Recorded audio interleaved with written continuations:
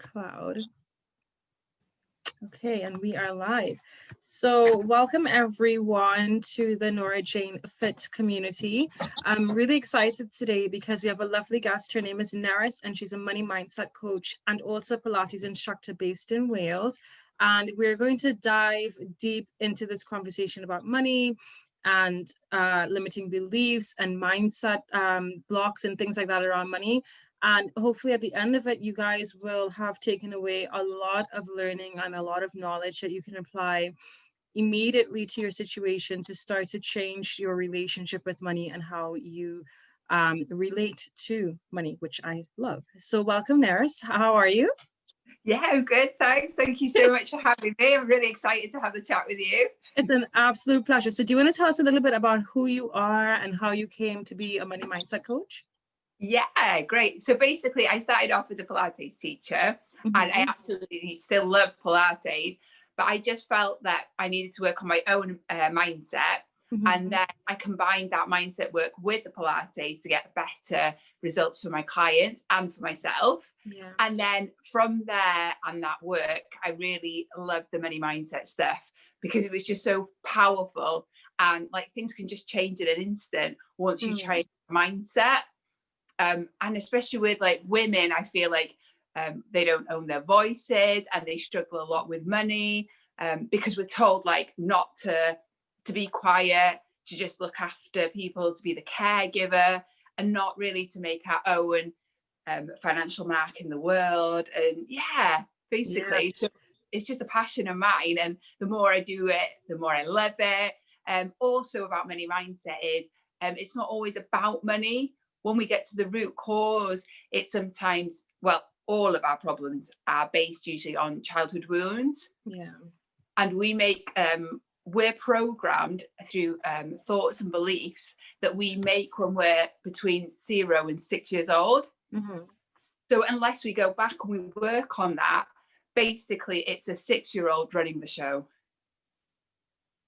So let's go back a little bit. So what I loved was, and you know, my platform is all about holistic health and well-being. So some people may be like, why are you talking about money?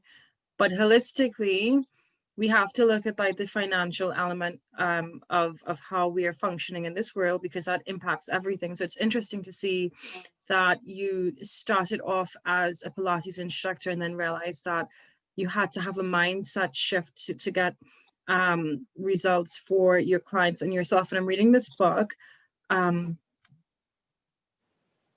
don't have it. Do I have it? It's a really good book. I have it here. It's a really good book, and I've been taking so many notes. It's called Overcoming Under-Earning by Barbara Stanny. And in the book, it was talking about that the problem with fitness is not better addressed by looking at how to flatten the tummy. It's better addressed by looking at what's happening with emotions and thoughts and beliefs around that person, what's their approach to self-esteem. And then when you look at like money, and you tie how somebody feels about themselves into their relationship with money, you find that people, which I found fascinating in the book, who are classed as under earners usually have a low sense of self-esteem. And specifically with women, we're taught that, okay, money is a man's job. This is a man's world. You take care of the home, the husband brings in the income. And then if you tend to go to, what am I trying to say here? Basically trying to say that it's really interesting to see the link between how our own beliefs link into the decisions that we make financially. And also what you said about the childhood trauma was also very interesting as well, because there are a lot of exercises in the book that talk about your parents' beliefs and relationships around money. And when you dig deep and you take that, because it's not a comfortable place to go, because sometimes we identify our self-worth with how much we're earning. And they're two different things in a way, but they are also very closely related. And when we look at the choices that our parents have made and how we identify and relate to that, we find that we are also subconsciously making those, and you can correct me if I'm wrong, the same decisions, which is why I find addressing the root cause it's so important. So talk to me about when you work with a client, because I want people to be able to understand, okay, I am not where I want to be financially. I want to understand money more. Somebody comes to you and says that, what's your first step with them? Yeah, can we just go back a second to what Absolutely, you let's go said back. about the money mindset and the Yeah. family? Yes. There's actually two parts. They're either you follow exactly like your parents did and you pick up on their beliefs, and not only just your parents, but sometimes things you were told at school, other people's, how you saw other people manage money, like friends, aunties, all of that. But that's one camp of people. But on the other side, there's the rebels. So they see their parents really struggle and they think, right, this is not for me. I am never, ever going to be like my parents. And quite often what those people do is they are really successful, but unless they've like worked on those beliefs, they get the money, but then they're on this roller coaster. So they make the money, but then once things are going really well, they self-sabotage. Yeah. So then the money sort of dips and then they go, oh no, I can't be here. So then they go up again and down again and up again. So it's really like, it's really interesting to see it. But once you go back and work on those beliefs, either way, you can then free yourself and you can be more prosperous, which is what we all need and want. So that was one thing that I wanted to highlight, because it isn't always exactly like the parents. That's a good point as well. You do have people go the complete opposite, but in either case, if they're not going back to addressing the mindset, then it still doesn't put them in a good position. So somebody comes to you and says, okay, I want to work on this. Do you take them back to mindset first in terms? Yeah. Okay. So what's your process? Yeah. So basically, we'd have like a conversation to start off with. So I would gauge where they're at the moment, what the situation was like growing up, how they feel about themselves now, because the money situation, like you mentioned earlier, is all related to the self-worth. So not only do I work on the money mindset with them, I think it's essential to work on their self-worth as well. So that's a really good one. Yeah, because when you've got really high self-worth, then you won't take people telling you what you're worth, because people might tell you, okay, you're only worth like £10 an hour. But when you've got high self-worth, you go, actually, no, all my experience, all my expertise, everything I've learned along the way makes me worth, I don't know, £100 an hour or whatever you want to charge. And you feel like confident in that ability. Because also, like, you can work on the money mindset, but you have to be confident to ask for the money, to ask for the sale. So let's talk about that a little bit more, because it's not something that, I mean, within our world, we don't really talk about self-esteem and how to build self-worth and all of that stuff. And I'm saying that within sort of fitness, because this is my platform, this fitness and health and well-being. How do you help somebody to develop a better sense of self-esteem and a better sense of self-worth? Because from the ages of 0 to 6, you said those thoughts are already embedded, right? Yeah. And I struggle with that because I tend, and belief systems around self. And I struggle with that because I think, oh my God, like 0 to 6, 0 to 7, you know, that's when the brain is like a sponge soaking everything up. And once that door is shut, then to try and fix what, you're shaking, you're like, no. Go ahead, it's a completely valid question, and I absolutely love it. But the thing is, like, that's why we do hypnosis with people. So that's my first session, is a hypnosis session where I would regress the person back to the root cause of their money issues. And then quite often that is also linked with the self-esteem. And what's really bizarre is sometimes people go back to something that has nothing to do with money. It's more about their self-worth, people maybe telling them they're not enough. And then from there, like, we go back to at least 3 scenes. And they're usually the root cause. So from there, then we do some healing in the session. I would build their self-esteem. We do some childhood work. So basically, the person would see themselves as a small child. They would have that conversation. They would tell themselves what they wanted to hear at that age. So we do all that healing work, which is like, I can't actually explain into words how powerful it is. But once you've had that session, it's like mind blowing. Okay, so talk to me about like your relationship with money and how you identified with, because obviously you are taking people on a journey that you've been through yourself, right? And self-esteem and self-worth and hypnotherapy, those are big topics for people, right? Yeah. So Yeah. talk to us about the really huge topics, because people think hypnotherapy, I don't want to be in anybody's control, and Yeah. it's not really like that. Yeah. So I want you to explain hypnotherapy a little bit more and what it is, and then Okay. talk to me about your own story and how you went through the process of changing your beliefs around money and your self-esteem and improving your self-worth. Because to me, that's a huge thing. And, you know, to do it in a few sessions, it's possible. But for people who may not want to go through hypnotherapy, who may want to start, you know, doing things on their own, do you have Yeah. suggestions as to what couple of steps they can Yeah. take to Yeah. start working on self-worth?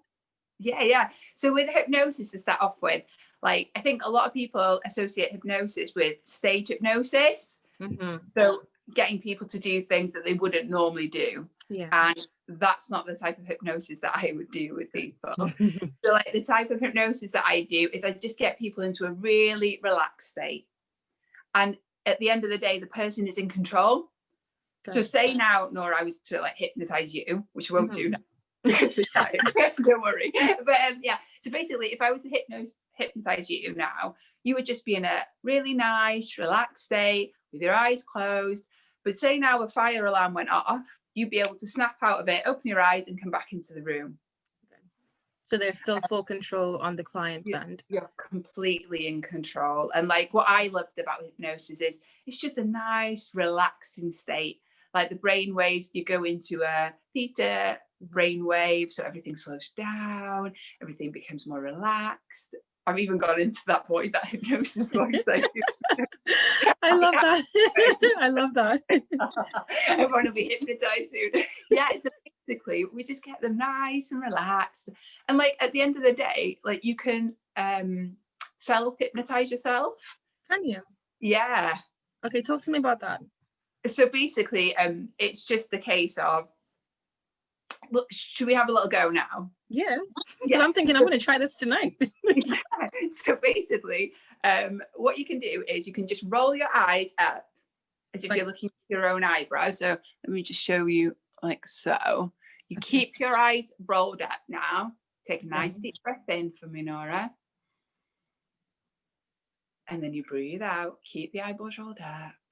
Take another nice deep breath in. And breathe out. And take one final breath. Breathe in. As you breathe out, keep your eyeballs rolled up and close your eyelids right down. Feel the muscles in and around your eyes becoming heavy, droopy, drowsy. And just let go. Feel a nice wave of relaxation spreading throughout your body. And just drop your chin a fraction so you get that same looking down sensation you would get if you look down 10 steps descending. And right now, I'm going to count you down the stairs. And as you go, you're going to go deeper and deeper into the most pleasant, healing, wonderful states of hypnosis. So right now, Nora, you're taking step 10 as every muscle, every nerve turns loose, lets loose, and you go deeper. You're taking step 9, going deeper and deeper.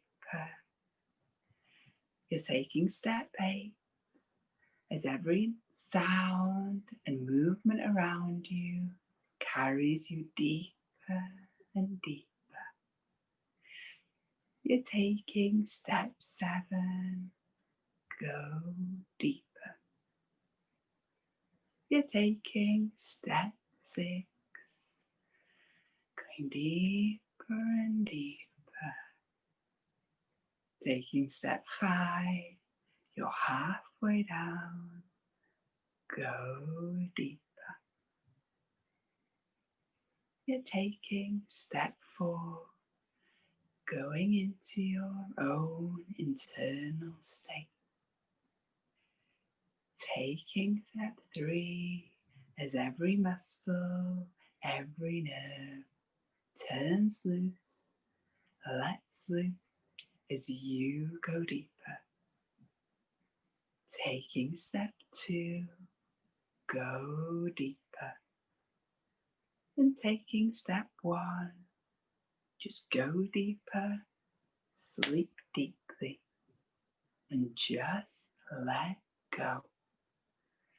You're going deeper and deeper, and even deeper still, into the most healing and pleasant, wonderful states of hypnosis, and you really love it.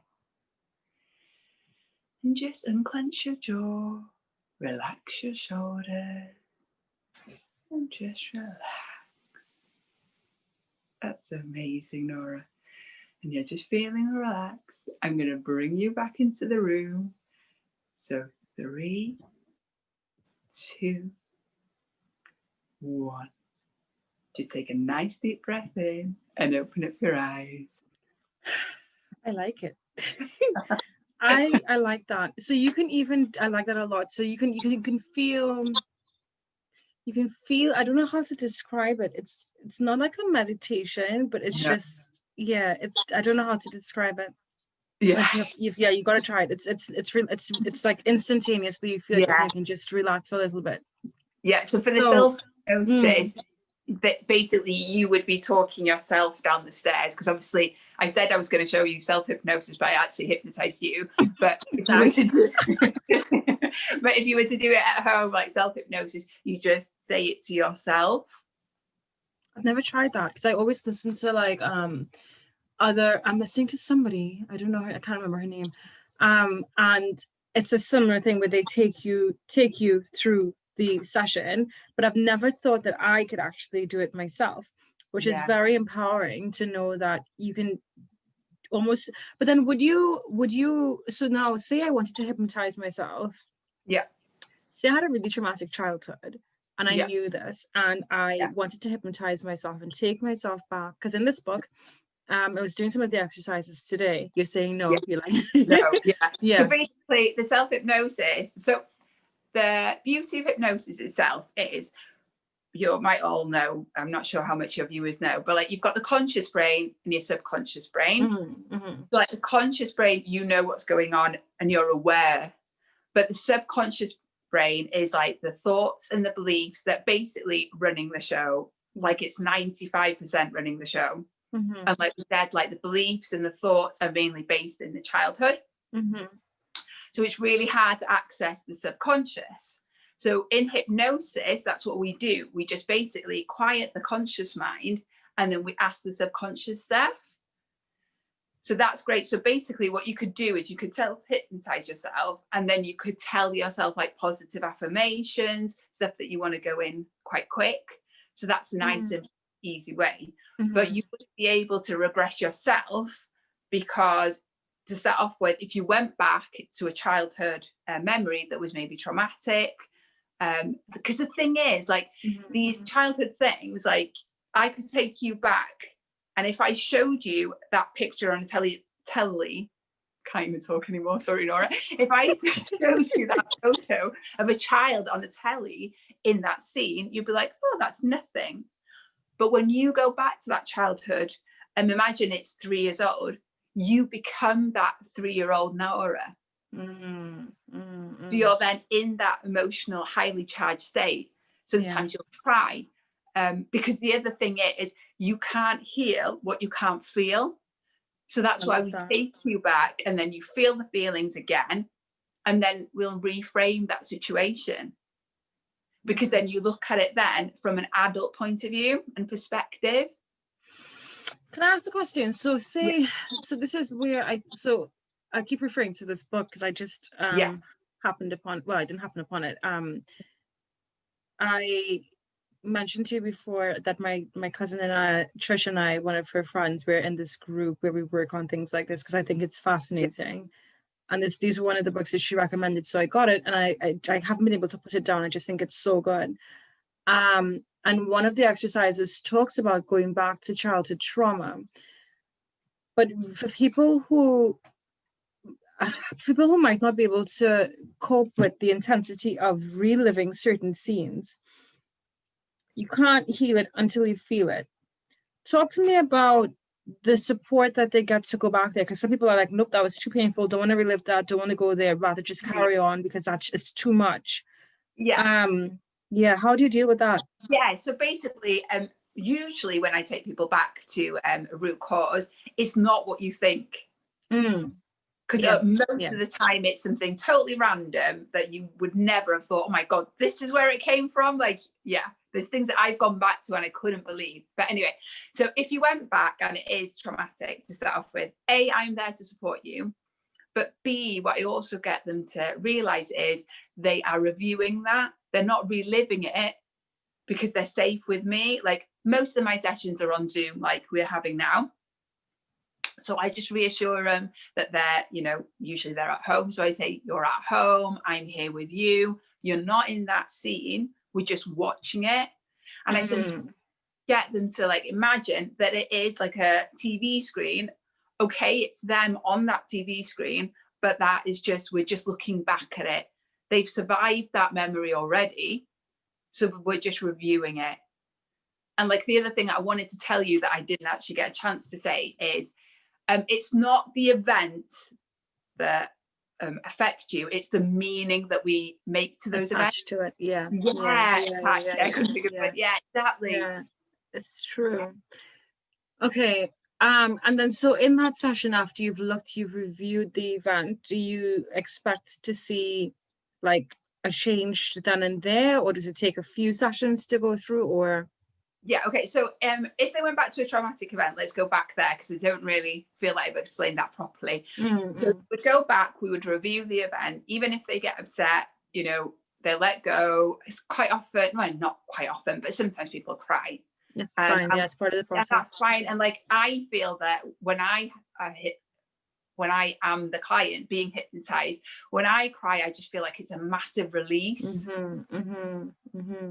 So we go there, we go to the events, and then we would regress back to at least 3 scenes. And then from there, we look at those scenes in your hand. So say, like I would say to you, all those scenes are in your left hand now, nor are the 3 that you went back to. And then in the right hand, you would have a scene of where you are today with your problem. And then I would ask you in hypnosis how you think that those 3 scenes have affected where you are today. And it's amazing. Most clients just come up with the answers. Obviously, I'm there to help them. And then from there, we go back into the scenes and then we reframe them and we say things out loud, like, I will make sure that the clients understand that that's not them now. Like that was them maybe at 3 years old or 5 years old, but also at 3 and 5 years old, they were a vulnerable child. They were being looked after by a parent or a relative. Now they're an independent female. They've got a voice. They can react. They can speak up for themselves. They can take action. Whereas maybe a little child was, helpless in a way. Yeah. That's so we still have to get onto your story, but that's a really interesting thing because I listen to, coaches talking about, and psychologists and parenting coaches talk about, you've got from 0 to 7 to embed, positive beliefs and et cetera, into your child. And God forbid, when you have children, it's, nobody's perfect. So as you were saying that, I'm thinking, oh God, like I wouldn't want my daughter to have scenarios where she has attached an incorrect meaning to a situation that's then impacted her in later life. So with hypnosis in general, and this is a money mindset conversation, but because this stems from childhood, right? And if you can sort of nip it in the bud from a young age, then you don't find that adults take through childhood issues into their adulthood and end up having to, go through all of this. Is there, or are there programs where there's a focus on helping children around belief systems and things like that, so that when they get into adulthood, they're coming with less baggage, so to speak? Yeah, you mean there are people that work with children, and that's a really positive thing. But when you think about it, the beliefs are between 0 and 6.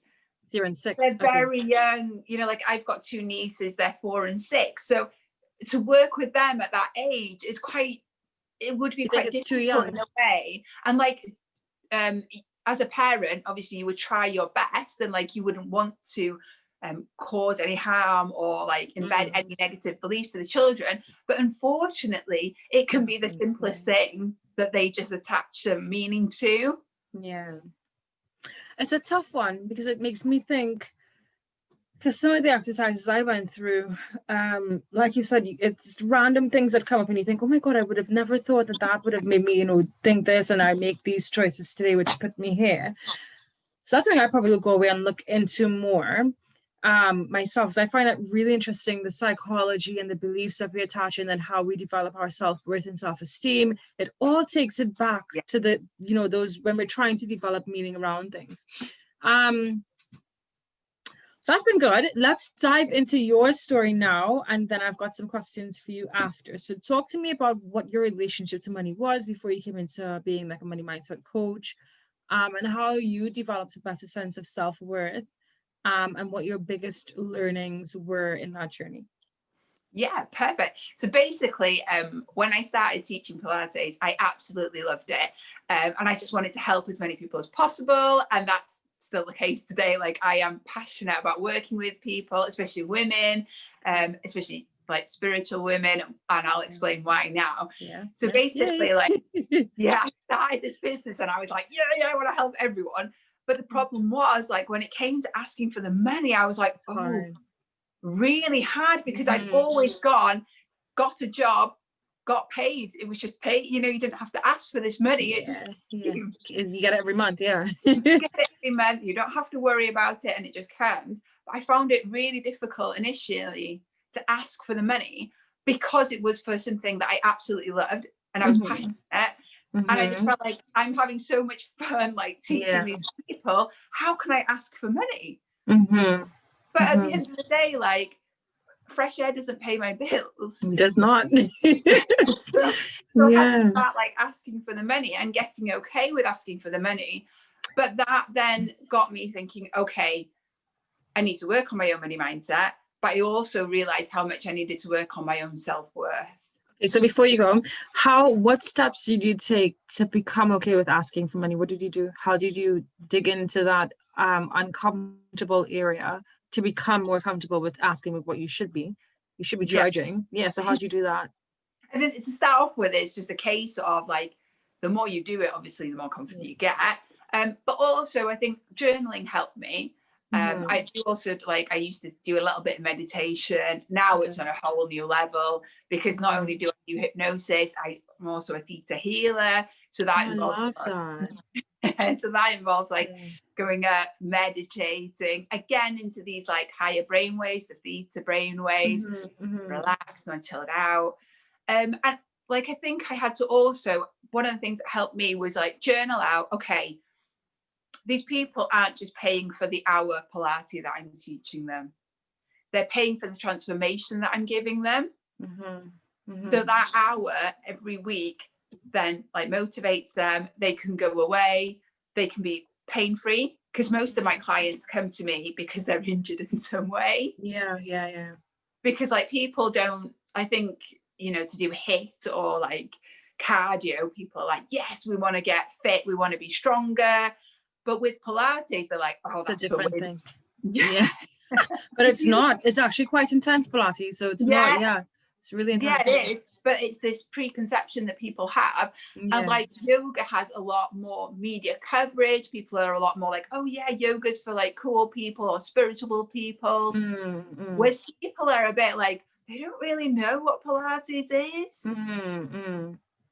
Okay. Yeah, so for me, it wasn't just about the money, it was about what I gave them in exchange, because Yeah. that's what the money is about. It's just an exchange, Yeah. an energetic Yeah. exchange, Yeah. isn't it? Basically. I like that.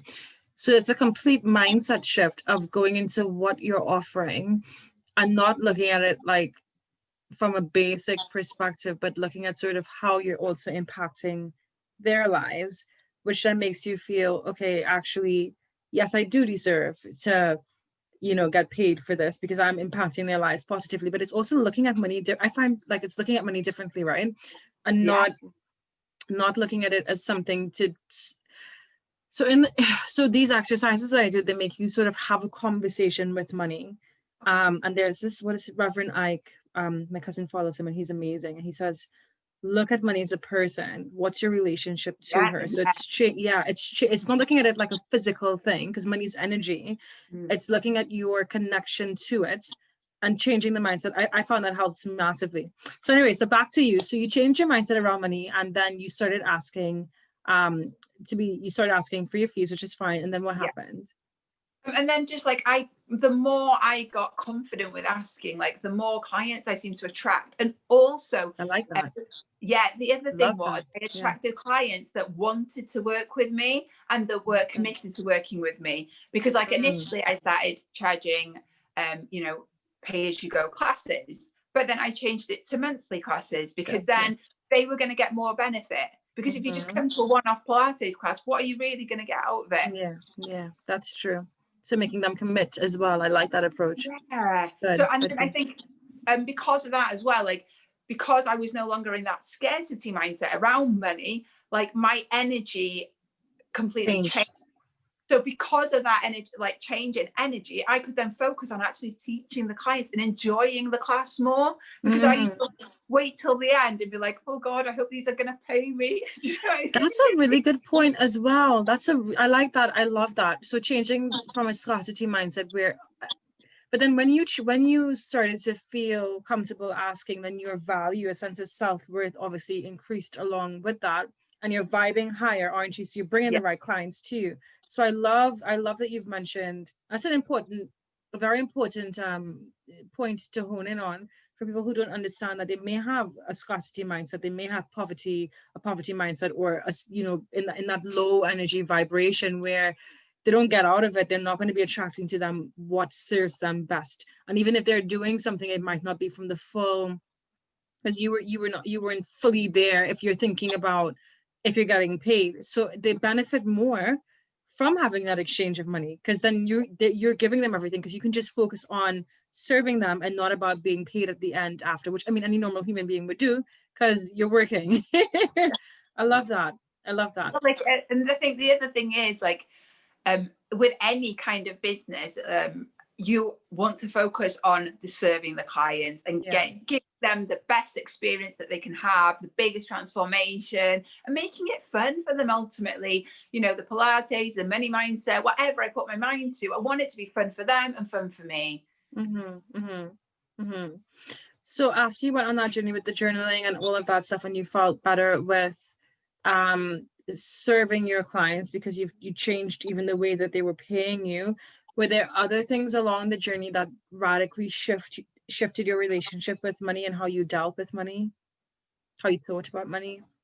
Yeah, I just think like, now I just think, well, because I'm also into all this manifesting and stuff like that, and I Love don't know if that. you're into manifesting, but that's all about energy and your Yeah, mindset. And like I spend a lot of time like manifesting, and I mean I've got some great stories of manifesting, which is like a little bit insane. I love But that. yeah, and then where was I going with this now? So Just your with my, story and like how yeah. what your relationship with money was and how Where you was I got going with into this. that? Yeah. Like once I get this like excited, like manifesting, I could just talk about forever. But the thing is, like once you like increase your energy and the possibilities, that's what I was about to say, Yeah. is like money is literally everywhere.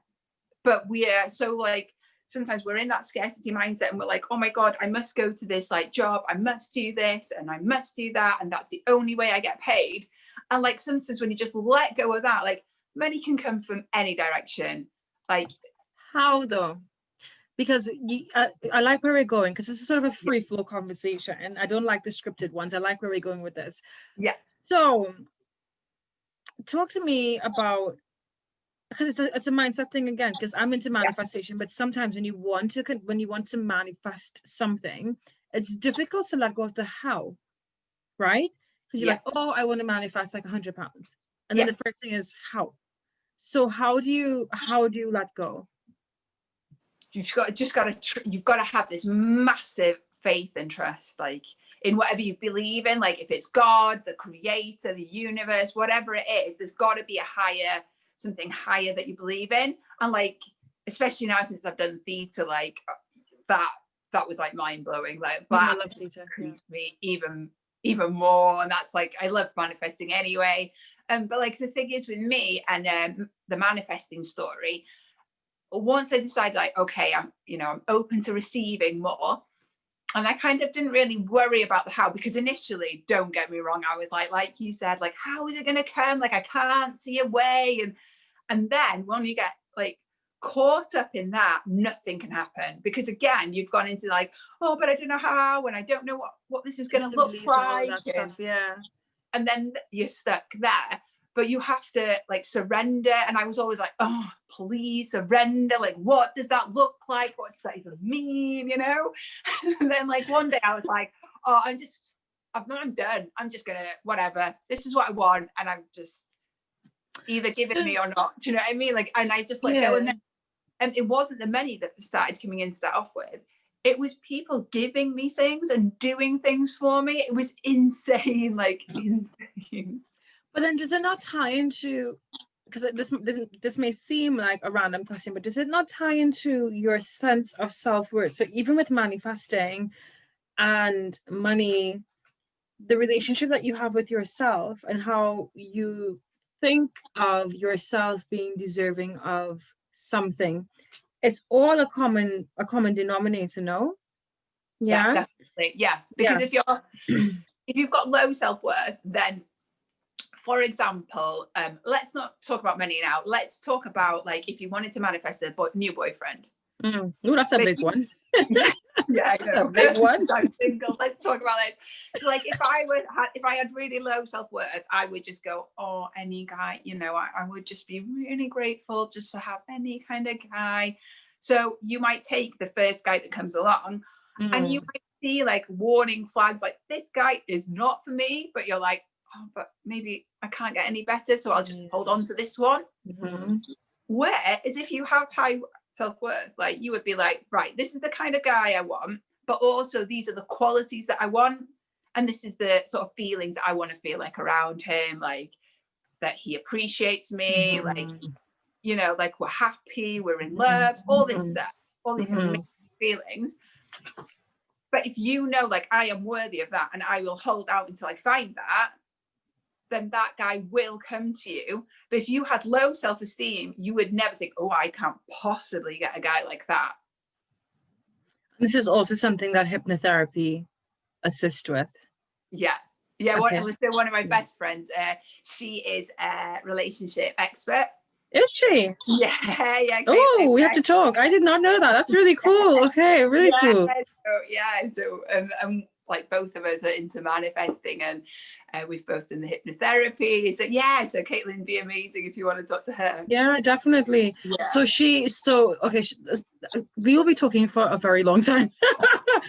So lots to talk about. So anything else with your story that you think may resonate with somebody who knows that they're not in a good place and wants to transform their life? And it may not have specifically to do with money, but I want to keep money as a crux, because I think we don't talk about it enough. And money, like you have to have it.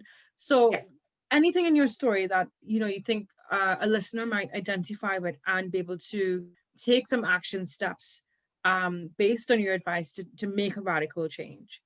Yeah, like basically whatever you are financially now, like say if you see like that you've got a lot of bills or like a high credit card balance, and you're like, oh, how am I ever going to change this around? What you need to think and remember is like where you are today is just what you've been thinking in the past. Once you change your like thoughts and your outlook, then everything can change. And it's all about like being excited about life. So it doesn't have to be about money, it doesn't have to be about love, but if you're excited, then you're in that high vibration. And then in that high vibration, you will act differently and you will attract differently as well. So what are some things that people can do, especially now when, we're looking at people suffering with mental health issues around Corona and not being able to go out?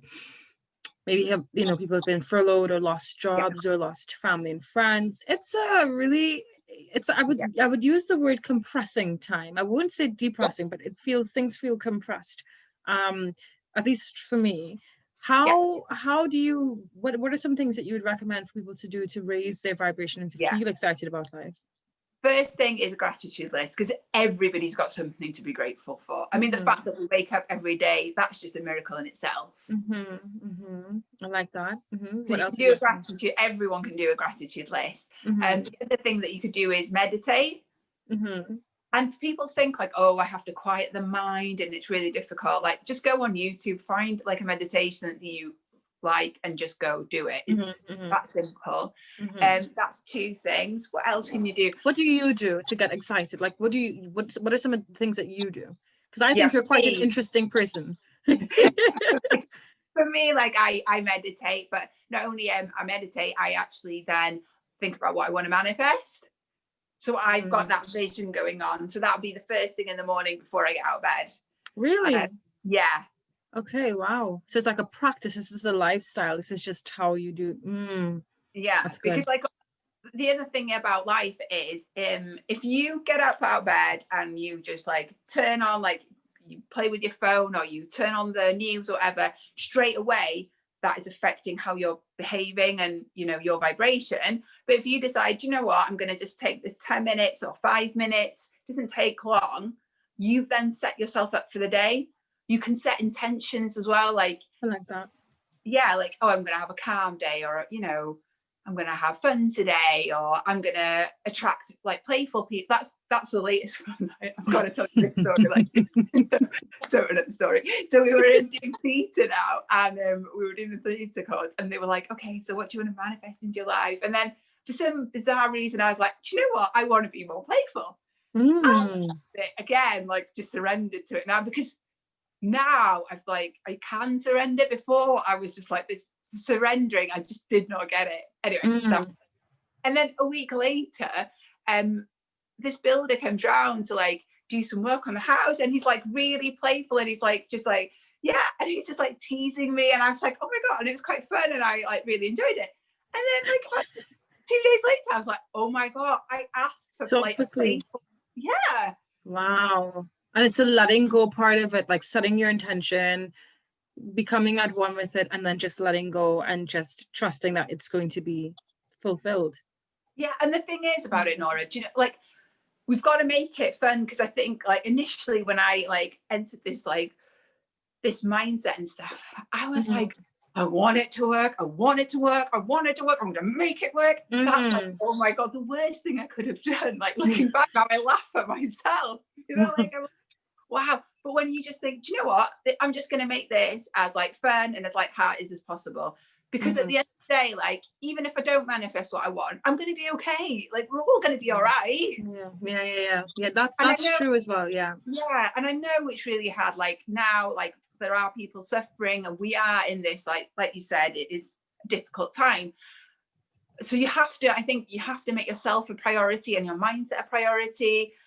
And like, I know people have got families, and I know people have got young children, and it's a lot, and jobs and whatever, but you can make 10 or 15 minutes a day for yourself. And because what we haven't talked about yet is when you work on your own self, like your mindset, whether it's money mindset, manifesting, even your self-worth, that has a massive effect on everyone around you. It does. Yeah, your energy. Yeah.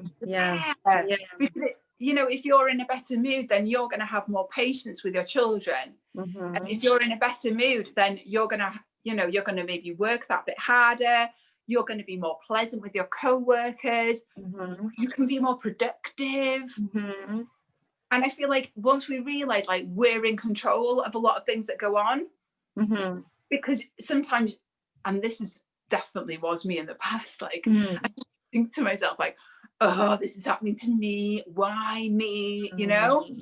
But then victim again, mentality. I laugh at myself Yeah, because a lot of it, not everything, but a lot of it we have to take responsibility for. I like that. I like And the that. That other thing changes is like, everything. yeah, and like the other thing is sometimes we create drama or bad things happen in our lives, but we were meant to learn something from that.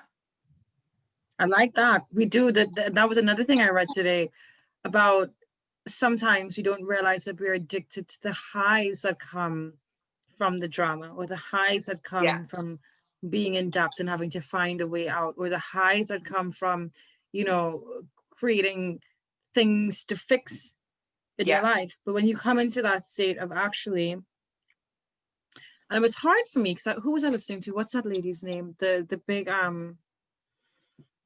she's really big. What a manifestation one. What's her name? You would know her. Francis. Pardon? Amanda Francis, the No. tech girl. What's her name? She Gabby talks. Bernstein. Nope, another one. Oh. She's a big YouTuber.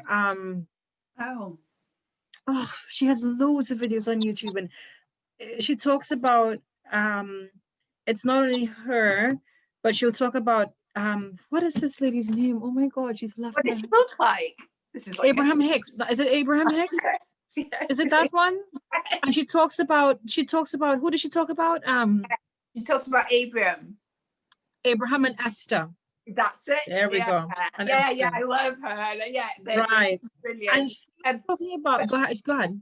But I think with her, like, I think you have to be a little bit further on the journey because Yeah. sometimes some of the stuff she said, like initially when I watched it, I was like, vortex, what's that about? Oh, Now, that's deep, yeah. That's deep. yeah, and then going back to like you said about the drama, there's two things there. Like creative people like you and I, sometimes we get bored in life, so we do Yeah. create drama. Yeah. There's that, but also we're wired. Like, so a lot of people, and I was in the past, like we are used to being so stressed out, Yeah. and being in that fight or flight. Wow, Fight I said mode. it correctly. I Fight or can flight mode. Yeah, yeah. yeah, because we're in that, we've got more receptors for that than anything else. And it's then when you try and find that peace, and it does come, you know, if you're Intentional about changing that way. Yeah, and if you're, what am I going to try and say? Like, not if you carry on like believing and you do your inner work, you will get there. Just you have to believe it, but you will find like you will transition, and there'll be different steps along the way. So it's like a little snowball. Like as you go, it gets bigger and bigger and bigger and more powerful. And I think that's some of the stuff that Abraham says as well. But some of her stuff is quite out there. It is because what resonated with me and why I mentioned her was when they talk about everything that happens in, because I remember there were some situations that were happening at the time, and I was like, there's no way that I created this. There is no way that I called this much drama into my life when I just need things to be calm. But when you take a step back and you look at the choices that you make and the energy that you're bringing into the day, just the energy itself, you don't realize how powerful it is to step back and meditate and check yourself before you even go into the day, because subconsciously, if you're not energetically where you should be to bring in positive experiences, you are attracting things into your life that you may have a really difficult time accepting. But when you get out of victim mode, and no matter how difficult the situation is, when you come out of victim mode and you look at, okay, I've created this because of my energy, or whatever, and you decide to change and you decide to make different choices, I think that's a powerful thing, because then you open yourself up to then going into that mindset shift where you then create different choices, and around everything that pertains to your life. And then especially if you're not a singular person and you're with a family and you've got children, that's the important thing now, because now we can't go out. And so if you're in a funky mood and you're vibing low and bringing all sorts of nonsense into your home, then your poor kids are suffering. So I think it's really, I love how you talked about like taking that time out in the morning. But what I also say now, especially for some of the moms that are homeschooling, it's important to also take that time in the day, because it's like you can't go straight through without, you've got work and you've got the children and trying to understand how to teach them in these methods and how the school wants, and they're getting frustrated and you're trying to multitask. Like, it's good to just stop and chill in the day. And like, I say catch, because I'm Trinidadian, we say catch yourself. like, you literally you like physically catch yourself, but like you just bring yourself back to you and just calm down. So I like that. So so let's talk about the rapid transformational therapy, because that's basically what you're doing. So we've spoken about it, but haven't addressed it as such. So give us a definition of what rapid transformational therapy is, and tie it back into how you will work with somebody who wants to change, make a dramatic change and shift in their life. And you're a money mindset coach. So how you sort of tie that into what you do.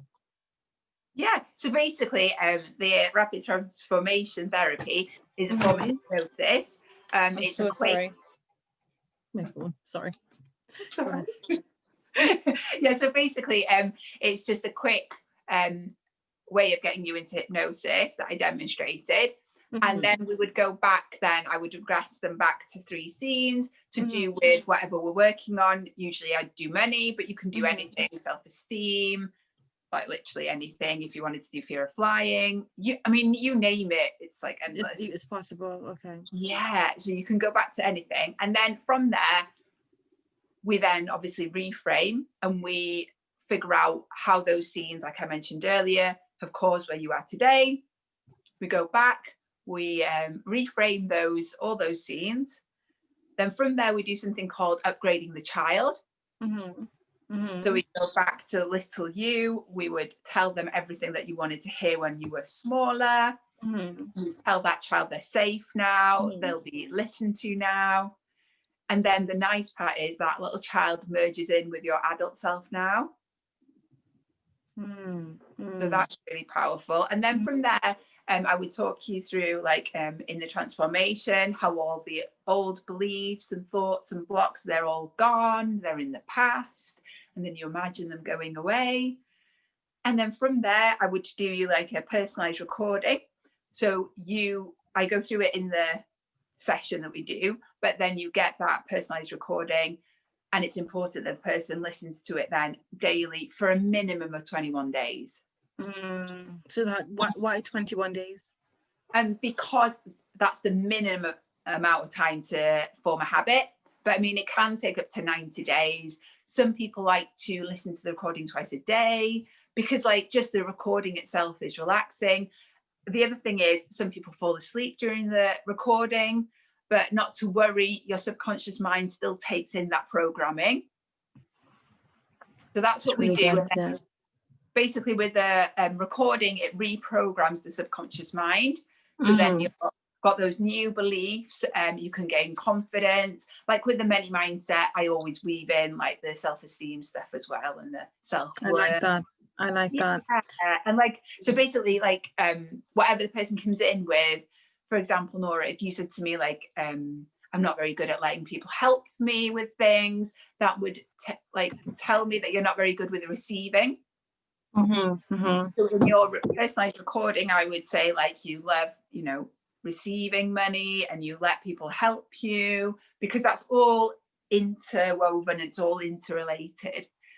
So that's the first thing. Yeah. And then we'd have like, I do a minimum of 3 coaching sessions, 1 a week after the hypnosis, but they can be a mix. Like if I feel that the person needs a little bit more hypnosis, I would do that with them. If they need a little bit of theta healing, then we do that. I mean, basically it just depends on the person in front of me. But yeah, I mean, it's exciting. There's a lot that, we're going to do a part, definitely going to bring you back to do a part 2. Because there's just on the manifestation side of things alone, because I think that's a whole different powerful topic. But you mentioned theta, and to pay due respect to that within this conversation, quickly just say what is theta. So for somebody who's not into this sort of thing at all, what is theta and how does it benefit them, or how can it benefit?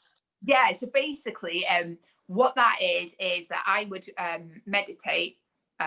So say now if I was going to do a healing for you, Nora, I would go up to the theta state, and then I would ask you, I could it depends what we're going to do. Like if I wanted just to do healing with you, then I would just send you some like unconditional healing.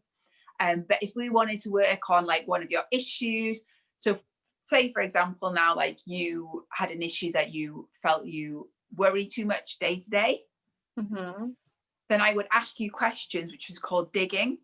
So again, you're in that theta state and I ask you questions and we get to the root cause of the subconscious blocks there.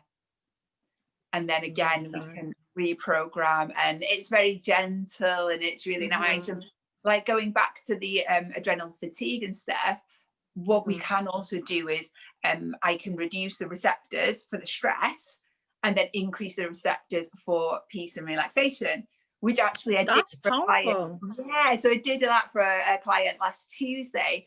And she said it was amazing, and she could see, because like you close your eyes, and she said she could see herself falling in the sky as I like increased the receptors for peace. And then she said the clouds stopped her, and she said it was really nice, and she said she felt amazing. And like when I've had theta, I feel lighter. That's and just like again the energy, like so much can shift and so quickly. Like there's one thing I'm not really happy about is this conception, this idea like that to heal, it's difficult and it can be very traumatic and it can take years. And that's the other thing, like people go and see these counselors, or I mean, not specifically counselors, but people, and they go in, week out, they just ask them like, how are you feeling today? And all this. And, you know, we haven't got time for that. Like, let's not be funny. Like, we haven't got the time. It's a lot, we haven't got the energy. You know, you want to transform, you want to live your best life as soon as possible. Like, why wait? Like, would you want to do like, oh, Nora, we can work with you for 3 years and maybe then we can get to the issue. You know, like, no. No, this is rapid. This is actually going to happen quickly. Yeah. And going back with the rapid, like, with a hypnotherapy, they say that you can transform in 1 session. Sometimes you need up to 3. That's really quick. That's hard for me to believe. In 1 session you can shift like years. How? Because we're just getting to the root cause of it to start off with, and then because you're in the hypnosis, we're bypassing the conscious. We're just working on that subconscious, and like this, it's open to change. It's receptive. It's ready. Yeah, it's that repetition as well, because what you want to do is you want to remove like the beliefs that you don't want, but also you want to program the ones that you want, and then that's how it is quick. It's powerful. Like, it's fun. So once you do that, then once you work on those set of issues, you don't need to go back and do that. You don't need to keep revisiting those things. Once it's done, it's done. And then you can just choose different areas that you want to address or improve within your life. Yeah, and the other thing I want to tell, I want people to be aware of, like with money mindset, as you go to new levels of wealth, you need to do more work. Talk to me briefly about that. Do more work, how? Well, so for example, say if you had an income goal, shall we say, like, let's say you wanted to do 10K a month. So you worked on your money mindset, you got to the 10K a month, and then you wanted to increase to 20K a month. But your brain now is like, oh, this is my limit. Feels like it's not safe. So it's saying to you, oh my God, it's like freaking out. So you've done the money mindset to get yourself to the 10K and you're quite happy there and you're doing well. But then if you want to go higher, you will have to do a little bit more work, because there will be more things that come up. Every level, there's a new devil. That's what they say, isn't it? You know? But then you'd be using the hypnotherapy as a tool to support you. So it's still a very gentle, very realistic, very practical way of being able to help you through each stage as you progress. Yeah, I mean, you don't always have to use hypnotherapy. Like, say if you've done, like, you felt like you've got the foundations in place, you could do more conscious work. So you could do the journaling, you could just do coaching with somebody. It's just accountability as well, you know. You could do some theta. It just depends on the person and what they need, and also what they're more like receptive to, in a way. Yeah, so you could really make it individualized.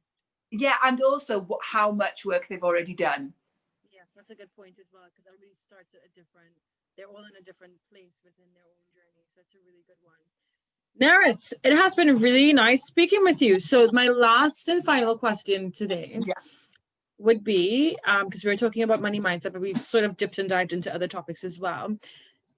How, so in these times, I know on my group that there are some people who are struggling with this, which is why I'm asking, and hopefully you'll be able to give them something to take away. If you are, if you've lost a job or you've been furloughed and you're struggling with a, because it happens, right? You've lost your job, you're going to panic mode. How am I going to be able to afford to pay rent? How am I, or you've had to move or downsize? How do you, or what would you recommend for people going through that now? Because it's a very real thing that I think we're not really addressing that much within COVID. We talk a lot about businesses being affected and businesses. What about the individuals, you know, the people who support these businesses as well, who've lost jobs? So how are we looking at how we support them? So how would you, what tips would you give them to improve their money mindset? So to get out of a scarcity mindset, get out of the limiting belief mode, get out of, oh, this is difficult, like now I'm broke, these things are so hard. A couple of tips that you would give them to, maybe even some manifestation things to throw into the mix to get them from a place of feeling like things are too much victim mode, which is okay sometimes, because like sometimes you just need to feel like things, you know, like that happens. That's part of being a That's human being. right. But shift from that into a place where, okay, actually, I can change the situation. I can look at myself as a better person, blah, blah, blah, blah, blah. What would your tips be for that? I mean, the first thing I think is the gratitude. The second thing is to focus on other aspects of your life that are going well and to really celebrate that, be excited about that. So, for example, if your family life is good or, you know, you've got some hobbies that you love, then really like utilize that energy to move you forward and to bring you into that positive place.